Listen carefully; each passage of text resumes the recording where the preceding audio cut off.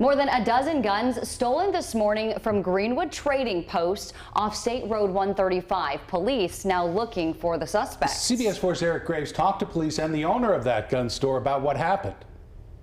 This is where a load-bearing brick column used to be before thieves smashed a stolen car and it breaking in to the front door of this gun store.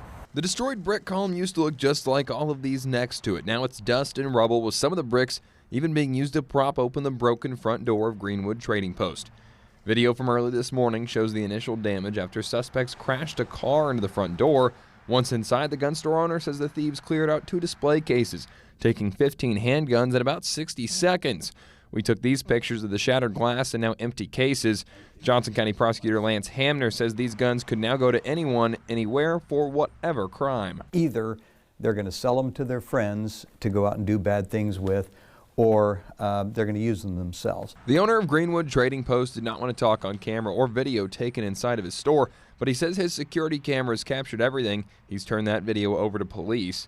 The serial numbers of the stolen guns will now be entered into a national database. Any law enforcement officer that confiscates one of these things, they'll know exactly where it came from, that it came from here. The gun store owner says the thieves left the car they used to ram the door and ran across the street to another car in the LA Fitness parking lot, even dropping one of the guns along the way.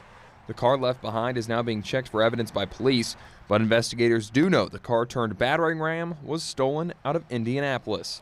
To Hamner, this is a sign criminals are coming from outside of Johnson County. We hear a lot from law enforcement officers that when people find out, when these criminals find out they've done something and they have crossed into the county line, it's a big oops on their part because they know it means prison time. Along with the video from the gun store, this is also a very busy section of 135 out here. A lot of other businesses with their own cameras.